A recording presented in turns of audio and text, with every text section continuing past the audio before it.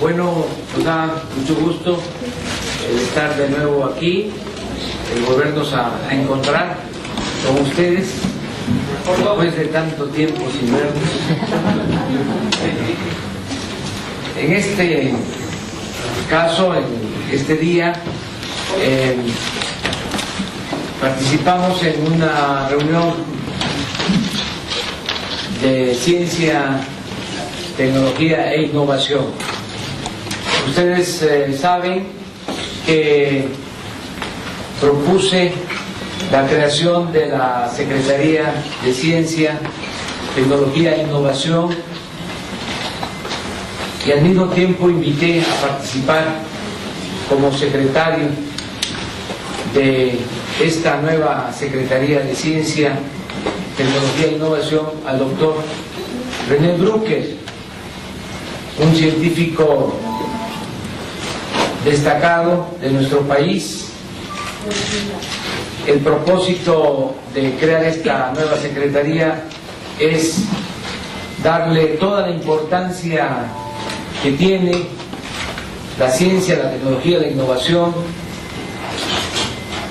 impulsar el desarrollo tecnológico. Nos hemos quedado, como todos sabemos, rezagados en esta materia, en este campo, como en otros, lamentablemente, y por eso nuestra propuesta de impulsar la ciencia, el desarrollo tecnológico y la innovación. Todo esto vinculado a nuestros proyectos para el desarrollo de México.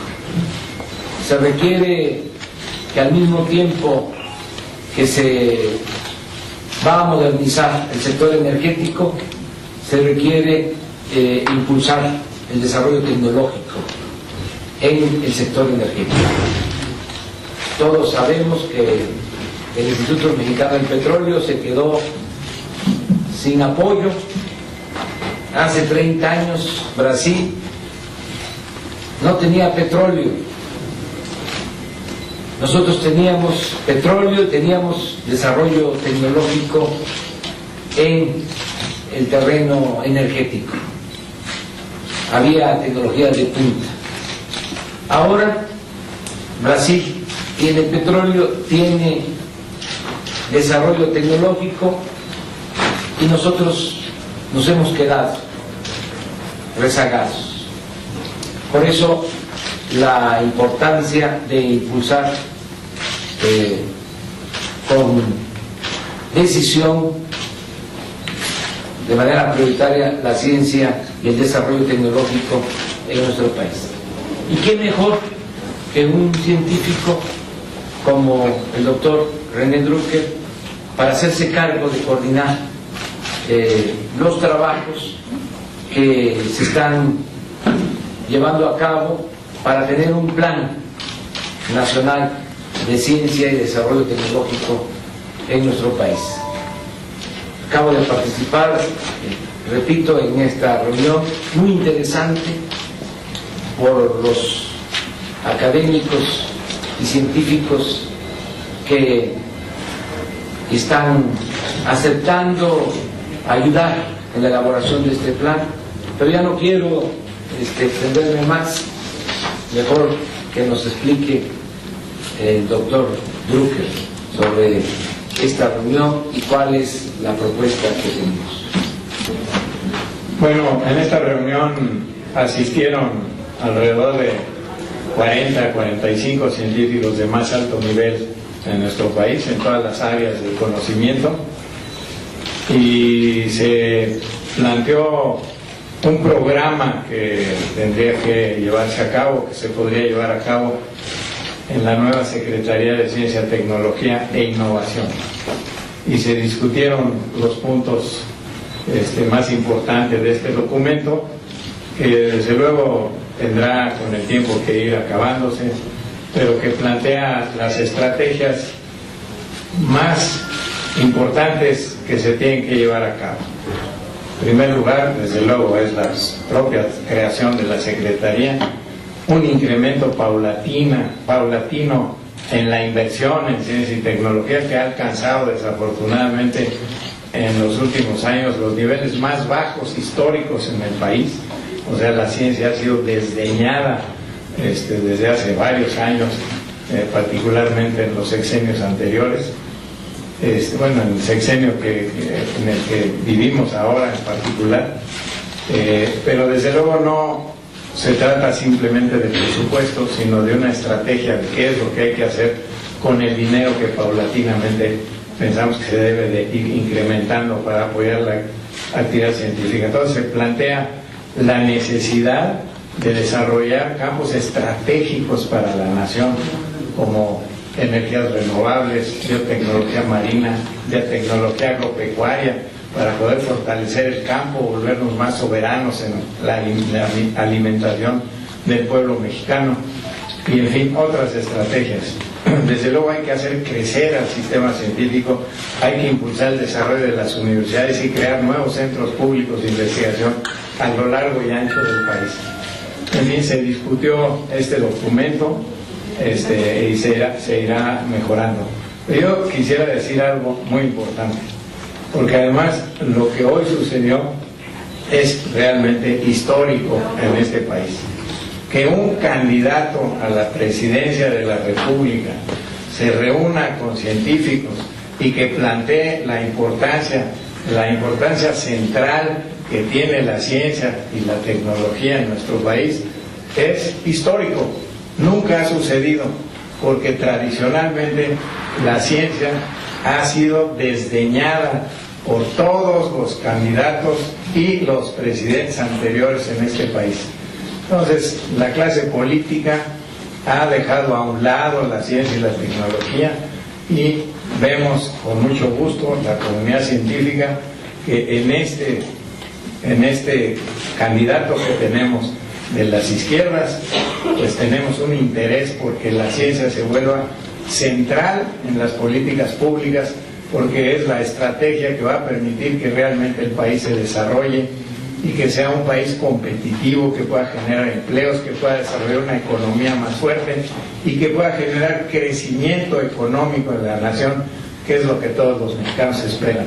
Entonces, para mí es un placer y desde luego es un honor, y agradezco al licenciado López Obrador que me haya dado la confianza para encabezar la posible Secretaría de Ciencia y Tecnología en el caso de que llegara a ser presidente de la República, y vamos a ayudar a desarrollar este país como este país se merece. Tenemos que convertir este país en un país mucho más soberano y mucho menos dependiente de lo que lo tenemos ahora. Muchas gracias. Señor López, si me pudiera regalar dos opiniones. En primer lugar, se da a conocer hoy el aumento del 32% en la canasta básica en los últimos 5 años y lo que eso implica para las familias mexicanas. Y por el otro lado, lo que sucedió ayer con la precandidata del PAN, la abandona a su gente en pleno discurso, y bueno, ya algunas personas han salido a decir que esto podría significar que no está tan apoyada como dicen las mismas. Miren, el tema es muy importante por la necesidad que tenemos de darle lugar que le corresponde a la ciencia y a la tecnología. Entonces, si les parece, agotemos este tema y luego yo respondo por respeto a ustedes. Sí, yo quisiera preguntarle a René, ¿de qué tanto tendría que ser el incremento del presupuesto para la ciencia y la tecnología? ¿Si de un jalón o año por año? No, la propuesta es, como todos ustedes saben, hay una ley que se promulgó en el 2002 donde obliga al Estado, en teoría, a invertir el 1% del Producto Interno Bruto, a lo cual nunca se ha llegado ni cercanamente. Pero lo que se propone es que este 1% se llegue paulatinamente y dividir en 2 trienios. En el primer trienio se lleve al 0.75% y en el segundo trienio termine con el 1% del Producto Interno Bruto. De todos modos, vale la pena señalar que aunque nos dieran mañana el 1% de un jalón, no sabríamos muy bien qué hacer con eso porque es mucho dinero y no está preparado inclusive el país para recibir yo creo que hay que ir dando el presupuesto un aumento paulatino para contender con las metas que queremos alcanzar, y tenemos varias metas que queremos alcanzar en este proyecto del gobierno de Andrés Manuel López Obrador. Señor Andrés Manuel, ¿se podría hablar, en caso de que usted llegara a la presidencia y usted llegara como de formar la Secretaría de Ciencia y Tecnología de pues el Consejo Nacional CONACYT, qué pasaría? ¿Lo desaparecería? ¿Ya no formaría parte? Bueno, ese es un tema que habrá que definir, ¿no? Y que forma parte, digamos, del análisis que se tiene que hacer, ¿no? Pues hay varias opciones, digamos, podría ser que el CONACYT se desapareciera y se incorporara toda esa estructura a la Secretaría, o pudiera ser que la Secretaría fuera una pequeña oficina y el CONACYT simplemente fuera el ejecutor de las acciones que considera la Secretaría que deben de llevarse a cabo. Entonces, bueno, estos son, digamos, los elementos que habrá que definir en su momento, pero como ustedes saben, ya hay una propuesta en la Cámara de Senadores, una iniciativa para la Secretaría de Ciencia y Tecnología. Entonces, primero hay que crear que se haga la Secretaría, que sea real, y una vez que tengamos eso, pues se definirá qué podrá hacerse con el CONACYT, ¿no? De hecho, en la iniciativa está señalado que el CONACYT se incorporaría como parte de la Secretaría, pero no está muy claro de qué manera, y habrá que definir más claramente este asunto. Doctor, ¿hay algo previsto en cuanto al tema de la fuga de cerebros? En ese sentido, ¿qué plan específico? Bueno, desde luego, parte de las estrategias que se pretenden llevar a cabo es ampliar al sistema científico nacional. O sea, necesitamos llegar, digamos, a tener por lo menos para el primer trienio, llegar a tener 30,000 científicos en el Sistema Nacional de Investigadores. Hoy día apenas tenemos 18,000, y al final del sexenio llegar a 50,000. Eso quiere decir que habrá que tener espacios en las universidades públicas, en los centros públicos de investigación. Tenemos que crear nuevos centros públicos de investigación y desde luego evitar lo que se llama fuga de cerebros, que además, pues hoy como funciona este país, un país esquizoide, invierte en la formación de recursos humanos de alto nivel, y una vez que ya están formados no los aprovecha, y muchos de ellos se van al extranjero porque no hay donde se pueden aprovechar. Entonces eso hay que pararlo de cuajo, eso hay que impedirlo, y hay que aprovechar a todos los jóvenes, los que se están formando y los que ya están formados, pero hay que incrementar los espacios públicos en las universidades públicas, en los centros públicos de investigación, para que puedan tener cabida, y para eso se requiere más presupuesto y se requiere una relación muy estrecha con la Secretaría de Educación Pública. Y de paso, dicho de paso, me da mucho gusto que el doctor Juan Ramón de la Fuente haya aceptado ser secretario de Educación Superior, porque la relación entre una Secretaría de Ciencia y Tecnología y la Secretaría de Educación será muy importante, porque se pueden convocar intereses de ambas secretarías para fortalecer todo el sistema educativo superior y la ciencia y la tecnología. Doctor, ¿cómo la tecnología con el desarrollo del país? Ya platicó un poco al respecto, pero quisiera que profundizara en el... Sí, bueno, es muy importante señalar que por eso se llama Secretaría de Ciencia, Tecnología e Innovación. Hay que impulsar la innovación, hay que crear, hay que impulsar las pequeñas y medianas empresas mexicanas, hacerlas incorporar tecnología a las empresas, pero hay que crear empresas de innovación, y hay que trabajar en cambiar los marcos legales en las universidades para que se puedan hacer empresas de innovación que puedan fortalecer pues el desarrollo económico del país y sobre todo la competitividad del país. Entonces está contemplado, digamos, en el documento y en la estrategia que se quiere llevar, las maneras de cómo poder hacer innovación con la ayuda de los científicos en las universidades y en los centros públicos de investigación. Entonces, esto pues es una tarea que va a tomar unos cuantos años, pero yo creo que es muy factible que se pueda llevar y se pueda llevar a cabo y se puedan desarrollar pequeñas y medianas empresas de innovación que serían las que fortalecerían grandemente la economía del país. Doctor, por una parte, con este evento ya la comunidad científica le da su respaldo a Andrés Manuel para la campaña. Bueno, el respaldo de una persona como ciudadano pues es una cosa particular, personal, ¿no? Pero desde luego yo no me puedo levantar aquí y decir que yo soy el representante de toda la comunidad científica, pero ciertamente encuentro una enorme simpatía por parte de la comunidad científica hacia este proyecto y hacia el candidato Andrés Manuel López Obrador. Ahora pues ya la cosa personal de cada uno a la hora de votar pues no se puede garantizar de ninguna manera, pero ciertamente la comunidad académica pues está muy pues afín, digamos, a este movimiento, y yo encuentro que hay muchísimos académicos que pues son afines a este movimiento. ¿Podrían llegar a ser proselitismo? Pues habría que preguntarles a ellos.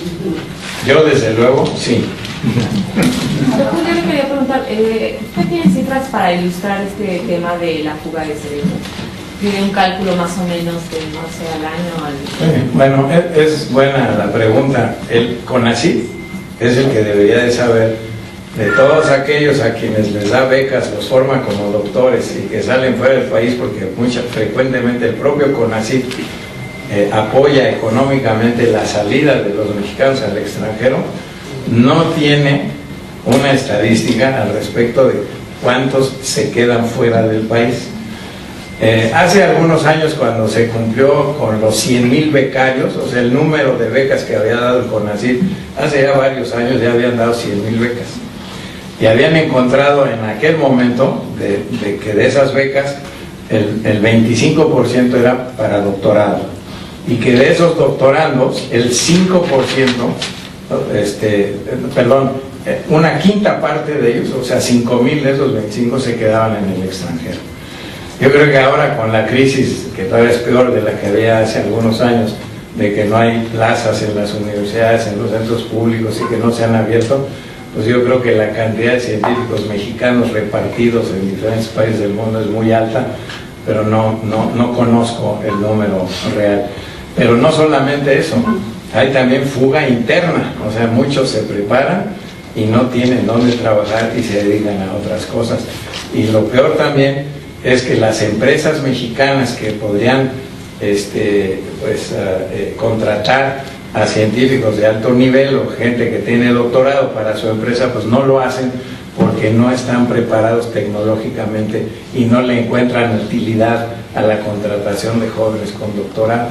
Entonces sí tenemos un problema y una cadena de situaciones que habría que romper con ellas y abrir los espacios. Desde luego las empresas también deberían de contratar a doctores para que puedan hacer ingeniería continua, mejorar sus productos y generar pues innovación. Oiga, Bien, pues. perdón, y usted, por ejemplo, ¿cómo es que le haría llegar el mensaje a la ciudadanía de que va a haber más inversión en ciencia, tecnología y educación? Hay un candidato que promete muchas telenovelas, o sea, ¿cómo hacerle llegar ese mensaje a la ciudadanía? Mire, yo creo que ya terminamos con ¿Quieren hablar de la nota roja? No, miren, yo les digo lo siguiente, estamos convencidos, ya lo he dicho en otras ocasiones, que la crisis de México, en particular la crisis de inseguridad y de violencia, se originó por la falta de desarrollo y por la corrupción imperante. Si queremos serenar al país, lo principal tiene que ser el que haya crecimiento de la economía y que se generen empleos, que haya trabajo. Entonces ya tenemos un plan para hacer crecer la economía 6% anual, generar 1.200.000 empleos, con la Asociación de Inversión Pública, Privada y Social, de manera tripartita. Y lo vamos a lograr impulsando proyectos de desarrollo, sobre todo proyectos de desarrollo regional. Uno de estos proyectos es el rescate al campo, el lograr la soberanía alimentaria, por muchas razones. Solo esgrimo una. Las proyecciones hablan de que van a escasear los alimentos en el mundo y por lo mismo van a costar más los alimentos. Y nosotros, por las políticas absurdas que se han aplicado, estamos comprando alimentos en el extranjero. De modo que necesitamos regresar al campo y para ello, para lograr la autosuficiencia alimentaria, la soberanía alimentaria, para producir más y tener más productividad en el campo, se requiere de la ciencia, se requiere de la tecnología. En este caso, por ejemplo, pues la biotecnología, que es fundamental. Por eso, el apoyo de la ciencia. Tenemos también el propósito de dejar de comprar la gasolina en el extranjero. Y para eso necesitamos construir 5 grandes refinerías. Y eso requiere de ciencia, requiere de tecnología. Entonces, para nuestros proyectos es fundamental el impulsar el desarrollo tecnológico. Tenemos que resolver, y ese es un asunto como otros, muchos desgraciadamente, fundamental, desatendido, todo lo relacionado con la transición energética, porque hay una sobreexplotación del petróleo, que es un recurso no renovable. Nos estamos gastando la herencia de nuestros hijos, de nuestros nietos. Y tenemos que buscar alternativas en energías renovables, y en eso no se ha avanzado. Entonces, para eso es la Secretaría de Ciencia, Tecnología e Innovación. Entonces, para nosotros es fundamental. Acerca de el incremento en los precios, de la carestía de la vida, pues es parte de la crisis que se padece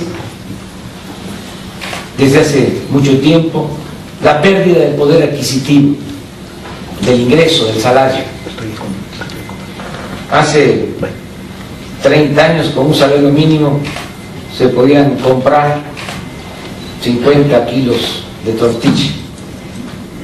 Actualmente con un salario mínimo alcanza para comprar 5 kilos de tortilla, por poner un ejemplo. Entonces, necesitamos cambiar la política económica, impulsar la producción para que haya oferta, haya abasto, y poder controlar de esta manera el incremento desmedido de los precios, en este caso de artículos de primera necesidad. Acerca de lo que sucedió el día de ayer, no voy a opinar, solo expreso mi respeto a los otros precandidatos y deseo que a todos les vaya bien. Desde luego, pues yo creo que la gente tiene muy claro lo que cada uno representamos. Ayer lo dije, lo repito ahora. Somos 4 precandidatos, pero en realidad son 2 proyectos, porque 3, lo digo con todo respeto, significan más de lo mismo. Y nosotros representamos un cambio verdadero.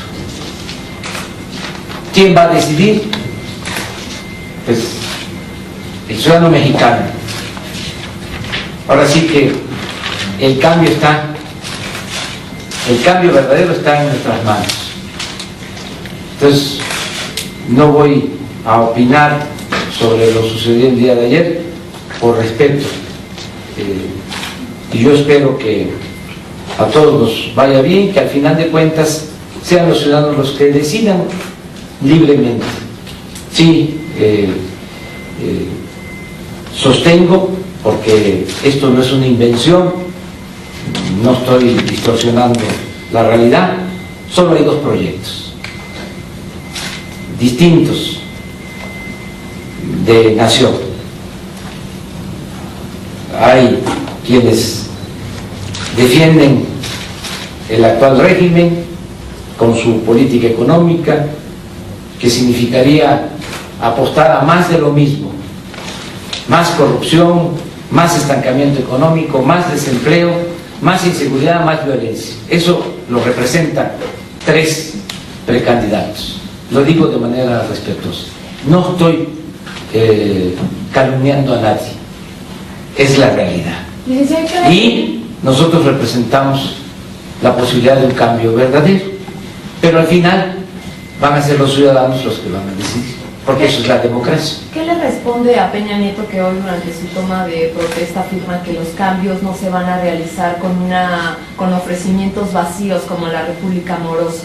Eso por un lado, y por otro también, ¿qué le responde o qué diría ante las declaraciones del Consejo Coordinador Empresarial, que dice que es una pena la lista de candidatos que están eligiendo los partidos? ¿Usted quiere desmarcarse totalmente de esas elecciones de los partidos? No, yo respeto las opiniones en los dos casos. ¿Sí? Yo creo que los ciudadanos cada vez tienen más información de lo que representamos los candidatos, de lo que proponemos. Ahora, y eso sí lo celebro, hay más apertura en los medios de comunicación. Un aplauso para todas y todos ustedes. Eso es lo más importante. En la medida de que la gente conozca más sobre nuestras propuestas, se va a avanzar en el terreno democrático. Y eso es lo que se está dando en los últimos tiempos. Lo demás, si hablamos de vacíos, no. Que voltea a ver sus propuestas. No opino. Podría decirse Ahí se los dejo de tarea. Podría decirse que los eventos masivos, las concentraciones masivas no significan el triunfo. Digo esto porque tradicionalmente la campaña de la izquierda ha sido eventos masivos y eventos populares, ¿no? Bueno, cada partido, cada candidato, candidata, pues tienen sus estrategias y hay que respetar eso. Cada quien. Pero no significa el triunfo, el llenar. No, quiero dar una opinión sobre eso. Cada quien tiene su propia estrategia. Yo lo único que les puedo decir es que estamos bien y de buenas. Eso sí. Hay que hacer un estudio científico sobre eso. ¿Cuándo va a registrarse en el dictamen? El día 22 de marzo. Porque todavía tengo que tomar protesta en PRD y en el PT. Ayer lo hice en el Movimiento Ciudadano. Y luego ya es el registro este viernes va a ser con el PRD. Formal en el IFE.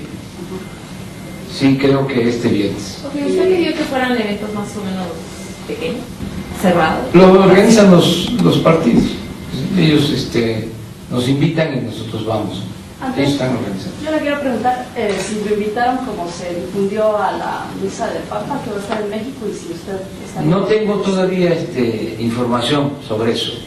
En su momento yo voy a hablar con ustedes. ¿Aceptaría? Mire, se trata de un jefe de Estado, además de un líder religioso importante en el mundo. En nuestro movimiento hay católicos, evangélicos de todas las denominaciones, libres pensadores. Somos respetuosos de la libertad de creencias y respetamos también a los no creyentes. Nuestro movimiento es amplio, plural, incluyente. Yo represento a millones de mexicanos, y si nos invitan, pues es muy probable que estemos ahí presentes. Aunque todavía no tenemos ninguna invitación. No, le contesto porque ya me han estado preguntando, que ha salido en la prensa de que van a invitar. El nuncio dijo que podría reunirse en privado con el Papa. ¿Usted prevé eso? El nuncio dijo que podría reunirse el Papa con los aspirantes presidenciales. ¿Usted prevé eso? Yo creo que vamos a esperar la invitación. Yo estoy en condiciones de reunirme con el Papa como jefe de Estado y como dirigente religioso del mundo. Muchas gracias.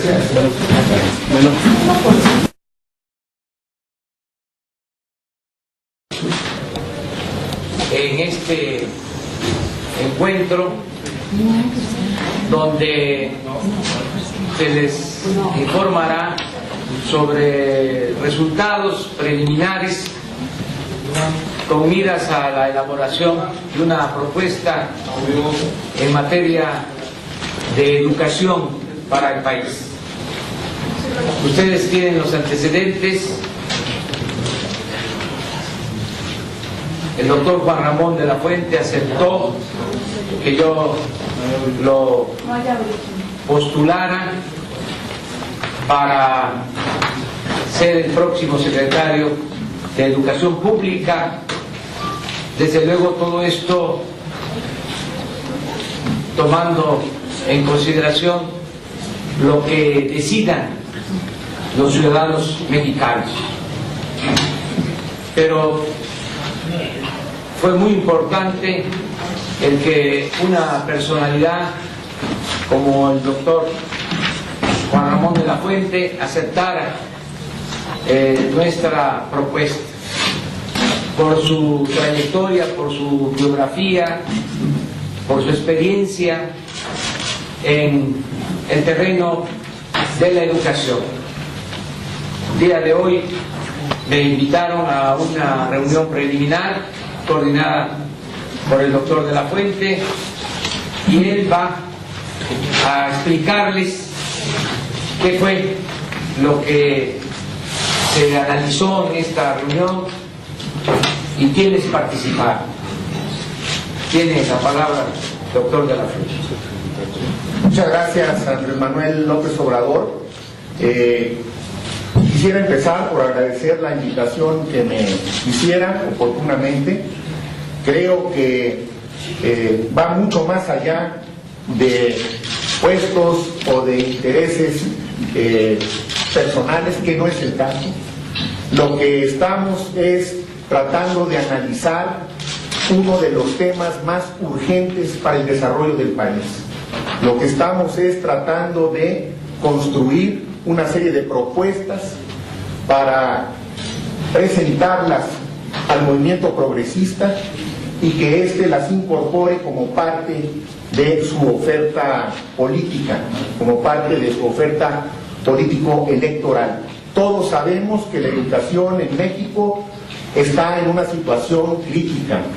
Es un tema que no hemos podido aprobar como nación. Todas las evaluaciones, sean de la OCDE, sean del Foro Económico Mundial, al que van a tomarse fotografías, pero donde también hay reportes que dejan al sistema educativo mexicano en condiciones muy adversas. Las propias evaluaciones internas nos muestran que nuestro sistema educativo está pasando por un momento crítico, por un momento delicado. Y también partimos del principio que si no tenemos un sistema de educación mucho más vigoroso, de mayor calidad, es poco probable que buena parte de los problemas del país se resuelvan. Se está planteando en esta primera reunión que hemos tenido, un primer encuentro con aproximadamente 40 académicas y académicos de muchas instituciones, no solo de la Ciudad de México, sino de otras entidades federativas, una serie de propuestas preliminares que ya se han empezado a esgrimir con mayor claridad y que tuvimos la oportunidad ya de compartir entre nosotros y con Andrés Manuel López Obrador. Y queremos partir de una transformación que vaya a la raíz de los problemas educativos, empezando por el propio modelo pedagógico. Lo que está mal de fondo y de raíz en materia educativa en México es, entre otras cosas, ese modelo pedagógico que sigue siendo un modelo memorista, que sigue siendo un modelo inercial, que se generó hace ya muchas décadas. Por eso nuestros niños, cuando son sometidos a evaluaciones, como la prueba PISA, por ejemplo, salen mal, por eso reprueban, porque no los estamos enseñando a pensar, no los estamos enseñando a razonar, no los estamos enseñando a resolver problemas. El nuevo modelo que se propone es un modelo que conciba a la educación mucho más allá de los esquemas memoristas tradicionales, que incorpore los nuevos conocimientos pedagógicos y tecnológicos, educar para el progreso, educar para el desarrollo, educar para la productividad y la competitividad, pero también y simultáneamente, educar para la paz, educar para la tolerancia, educar para la convivencia, es decir, en donde se conjuguen valores y principios éticos con aspectos del desarrollo científico y tecnológico. Unos y otros no son excluyentes, pero hay que construir ese nuevo modelo y para ello se tienen que ir derivando una serie de acciones que ya están, por lo menos en un principio, enunciadas. No puede haber una transformación educativa sin el magisterio, sin el concurso del magisterio. Hay que invitar al magisterio a que se sume en la construcción de este nuevo modelo pedagógico y de esta transformación fundamental que requiere la educación en nuestro país. Hay que revisar a fondo la infraestructura de las 200.000 escuelas. No podemos pensar que puede haber un nuevo modelo con un magisterio renovadamente comprometido y capacitado en muchos casos si no tenemos los espacios adecuados. Es increíble cómo en los últimos años tan solo cerca del 2% del gasto educativo se ha dedicado a la infraestructura. Las escuelas están en condiciones inadmisibles. Hay que revisar todas y cada una de ellas. Hay que integrar en todas estas escuelas el concepto de participación social para que los padres de familia sean copartícipes del proceso educativo junto con los maestros, junto con los exalumnos de esos propios planteles y junto con representantes de la comunidad. Es todo el modelo el que tiene que ir cambiando desde el origen y habrá que tomar una serie de medidas inmediatas. Hay que corregir los rezagos que son verdaderamente también imperdonables, que no hayamos corregido todavía 5.4 millones de analfabetas. Sabemos dónde están, sabemos cuál es su ubicación. Esto es susceptible de ser resuelto en el corto y en el mediano plazo mediante programas específicos que permitan abatir esos rezagos y que nos permitan volver a revisar la educación básica con estándares de calidad. Hay que dotar a todos los niños de la educación que están en el sistema educativo, a nivel de educación primaria, de equipo de cómputo. Pero no es nada más la computadora caduca, es el equipo de cómputo que le permita ahí tener las guías de estudio, el material didáctico, que pueda empezar realmente dentro de este nuevo modelo a ir generando una mayor expectativa de posibilidades a futuro. En el caso de la educación media y superior, los problemas no son tampoco menores. Es imprescindible ampliar la cobertura. La cobertura tiene que ampliarse porque mientras seguimos teniendo millones y millones de jóvenes que no están incorporados al sistema educativo ni al sistema laboral, buena parte de los problemas sociales, de los problemas de seguridad de este país van a seguir. Y hay que hacerlo con rapidez, pero también con rigor. No se trata de abrir escuelas al vapor, que de nada sirven, al contrario, parte del análisis que tuvimos hoy fue orientado en ese sentido. Hay que hacerlo con rigor y con calidad, pero tenemos una buena infraestructura que puede ampliarse y multiplicarse en el corto plazo. Un programa nacional de educación abierta con el concurso de todas las universidades públicas y privadas que tengan ya experiencia en estos menesteres de educación abierta y a distancia nos permitiría en el curso de los próximos años ir creciendo las tasas de cobertura tanto en educación media superior como superior a un ritmo no menor del 15%. Van siendo pues algunas medidas específicas que van surgiendo. Necesitamos reforzar la evaluación, pero una evaluación que retroalimente al sistema, no una evaluación que solamente penalice o que solamente exhiba, sino que verdaderamente nos permita tener el mecanismo para mejorar en todos esos aspectos en donde van sin duda a seguir apareciendo deficiencias en una primera etapa. Algo que quedó claro en esta reunión y que nos ha resultado sumamente estimulante es el haber revisado algunos estudios que muestran cómo sí se pueden modificar en el fondo algunos sistemas, algunos componentes del sistema educativo en el curso de los próximos años. No es nada más un asunto de ver un horizonte de largo plazo. Por supuesto que los efectos más notables se verán en el mediano y el largo plazo, pero en el corto plazo hay muchas cosas que hacer. Así que estas han sido algunas de las propuestas que hoy le hemos planteado al licenciado López Obrador y que vamos a seguir trabajando, vamos a seguir puliendo, vamos a seguir afinando y vamos a seguir discutiendo entre académicas y académicos de muy diversas instituciones, de diversas formaciones, interdisciplinarios, pero que pensamos que es posible construir en los próximos años un sistema educativo que le permita a México tener un futuro menos incierto, un futuro menos injusto. Este fue, grosso modo, el encuentro que tuvimos hoy, los motivos, los objetivos y algunas de las consideraciones que me parece mejor lo reflejan. Ofertas que nos hace de reducir el sueldo a la mitad, aumentar el número de horas al doble. Y preguntarle también, ¿por qué con Andrés Manuel, por qué con él aceptó la villana favorita, digamos, de que no avance? Bueno, el movimiento progresista lo que tiene es la posibilidad de captar y atraer a muchísimas personas que sin ser militantes de ningún partido, como es mi caso, nos identificamos con esa corriente y con ese tipo de principios y de valores y que pensamos que representan una oportunidad y una posibilidad para el país.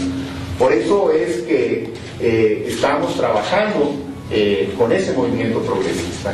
Yo creo que es un error gravísimo el personalizar un problema tan complejo como el de la educación en una sola persona. Lo que debe de quedar muy claro en mi perspectiva es que una cosa es la lógica sindical, una cosa son los derechos laborales del magisterio, que hay que respetar, por supuesto, irrestrictamente, y otra diferente es la lógica académica, la construcción de nuevos modelos pedagógicos. Son dos esferas que tienen que trabajar de manera coordinada, pero tienen que trabajar cada una en su propio jardín. Como lo dije y lo reitero desde mi perspectiva, sin el magisterio no hay posibilidad de una transformación educativa de fondo como la que queremos. Por eso vamos a trabajar con ellos, hay que trabajar con ellos. Estamos de alguna manera en este primer encuentro que tuvimos teniendo algunos intercambios con ellos, de puntos de vista. Se necesita este tipo de enfoque desde mi muy particular apreciación de la dinámica educativa del país para poder lograr esa transformación. Entonces, no confundamos las cosas. Hay derechos laborales, hay una lógica sindical. Yo siempre he sido profundamente respetuoso de las organizaciones sindicales en los puestos en los que he trabajado. Ese es el caso del movimiento progresista. Pero no confundamos los roles. Una cosa es una cosa y la otra es otra. ¿Estaría invitada Elba Ester Gordillo a alguna de estas reuniones? No estoy en este momento en posibilidad de contestarle. Yo creo que ella tiene su propio movimiento, tiene su propio partido, seguramente estará trabajando en sus propuestas. Nosotros vamos a trabajar en las nuestras y vamos a tratar de construir la mejor oferta educativa para que la sociedad mexicana, cuando tenga que decidir lo que tendrá que decidir, lo que tendremos que decidir, sopese y pueda en un momento dado comparar y contrastar. Pero yo diría que los encuentros que son de carácter privado, que son muy académicos, que son de mucha discusión, pues nos van en todos esos detalles y seguramente habrá más oportunidades. Doctor, nada más quisiera precisar cómo califica uno de los documentos que compite con el licenciado López Obrador. ¿En algún momento le buscaron, dado el reconocimiento que usted tiene para el ambiente educativo de nuestro país, para que formara parte o aportara en el caso de Peña Nieto o Josefina Vázquez? No tengo militancia partidista, como ustedes saben, y únicamente estamos empezando a trabajar en estas ideas para construir esta propuesta con el movimiento progresista.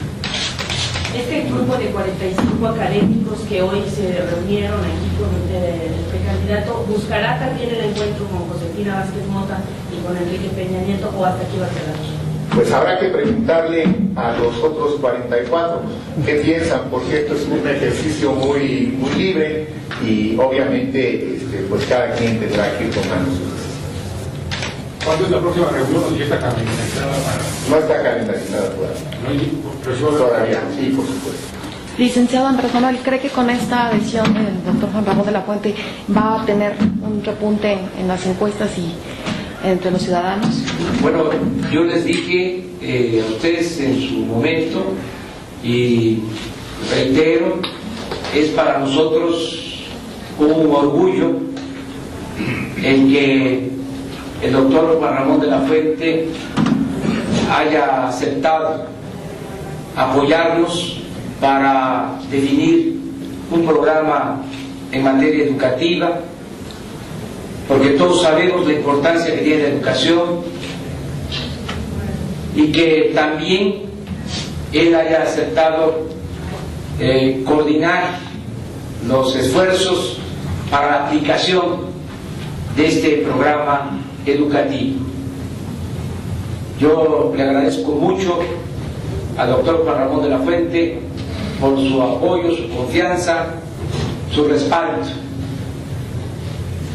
Este es un tema que le importa mucho a la gente, lo relacionado con la educación, y para nosotros va a ser una prioridad el impulsar la educación en nuestro país. Eso es lo que puedo comentarles.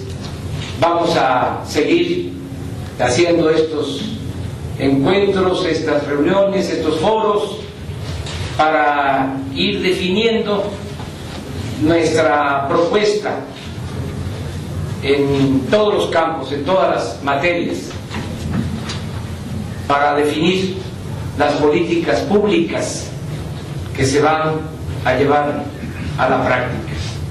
Muchas gracias a todas y a todos ustedes. ¿Va a proponer a Juan Ramón de la Fuente, doctor Juan Ramón de la Fuente, para que sea secretario de Educación? Sí, esa es la propuesta. Vamos a triunfar y el doctor Juan Ramón de la Fuente va a ser el próximo secretario de Educación Pública, para que quede claro.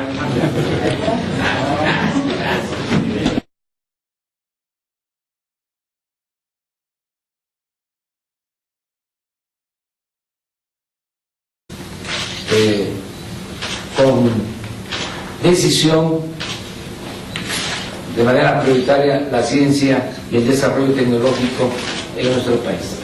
¿Y qué mejor que un científico como el doctor René Drucker para hacerse cargo de coordinar los trabajos que se están llevando a cabo para tener un plan nacional de ciencia y desarrollo tecnológico en nuestro país?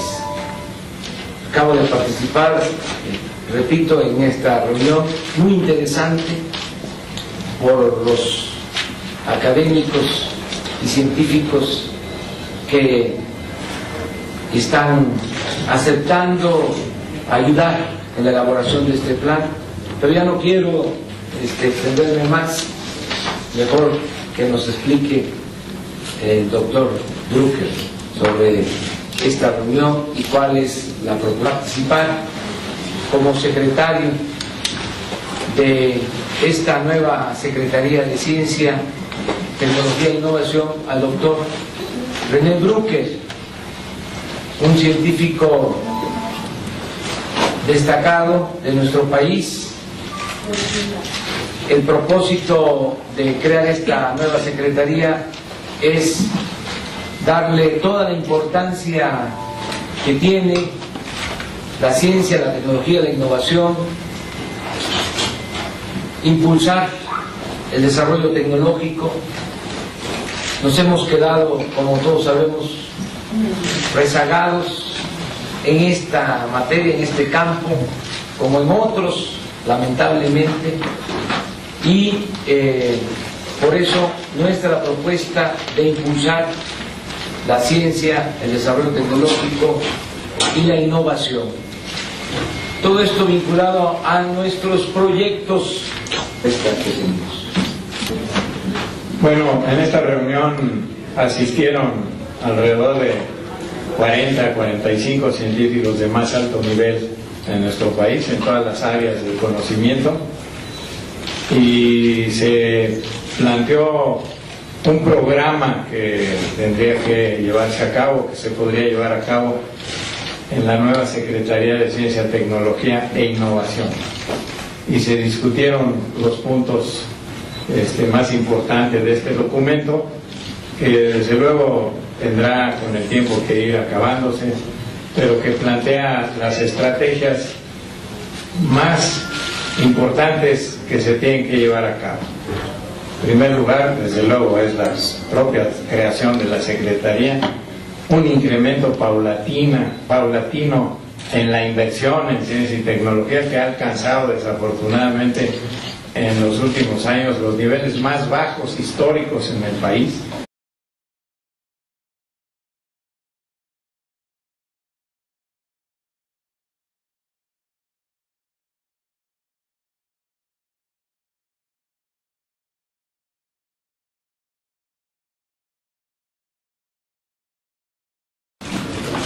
Bueno, nos da mucho gusto estar de nuevo aquí, volvernos a encontrar con ustedes después de tanto tiempo sin vernos.